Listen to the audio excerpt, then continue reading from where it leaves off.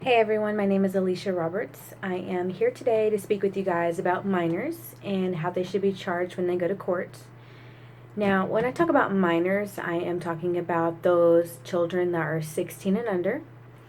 And when I talk about serious crimes, I'm more talking about felonies. And that can be first degree, second degree, third degree, or class A, B, or C. And my purpose here today is to persuade you guys on whether or not children who commit these serious crimes should be charged as adults or not. Some say if you're old enough to do the crime, you're old enough to do the time. But is this really the case? Are children under the age of 16 really mentally capable of comprehending the severe consequences of their actions?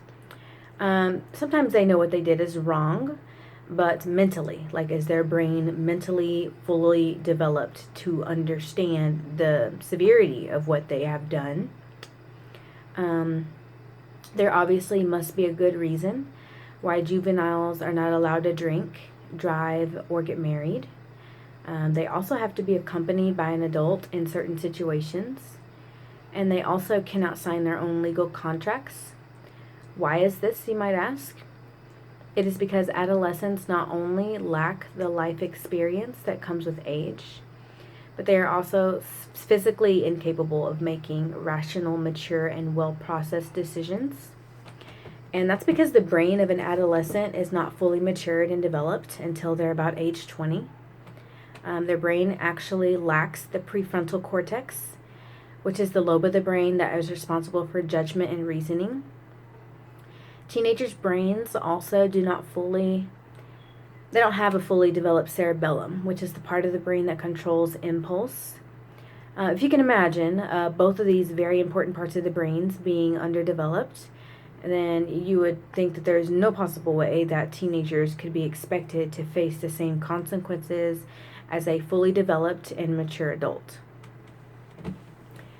Research has proven that the chance of a juvenile offender actually turning their life around are much greater than that of an adult offender. And this is because of what I stated earlier about the brain and it being underdeveloped.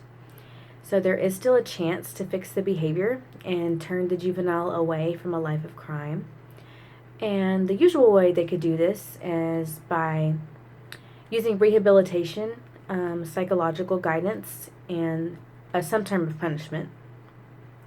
I do, however, think the severity of the crime does need to be considered.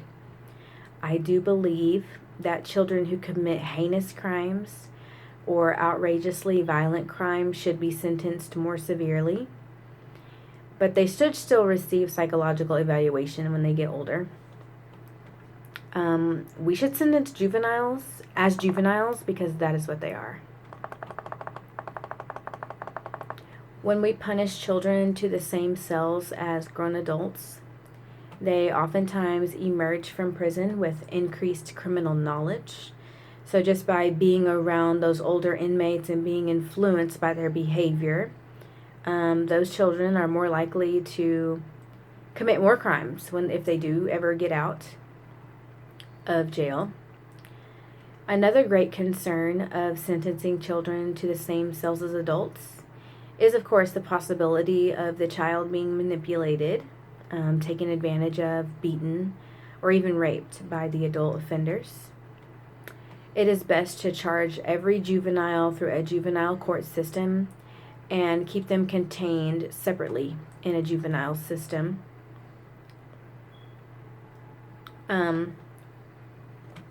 Children also need to be separated just because you don't want that influence from those adult offenders. They could get the children in even more trouble. And it has been shown that a lot of these children who are actually in trouble with the system, it has to do with their childhood. Maybe they grew up in poverty, maybe they were assaulted, abused, or neglected.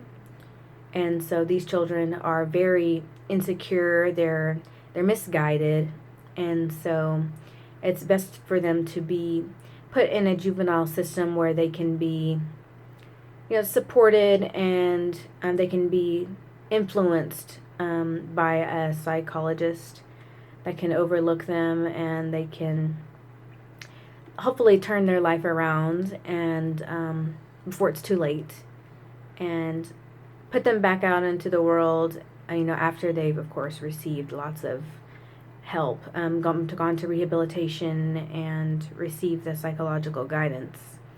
It has been shown that some of those children were able to turn their life around, so it just wouldn't be a good thing to send a 12-year-old child to life in prison when they have that possibility of turning their life around.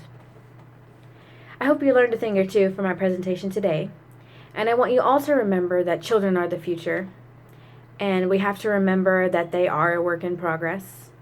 As adults, we know better, and we should absolutely be setting better examples for our youth. Thanks for watching, and I hope you guys enjoyed my presentation. Thank you.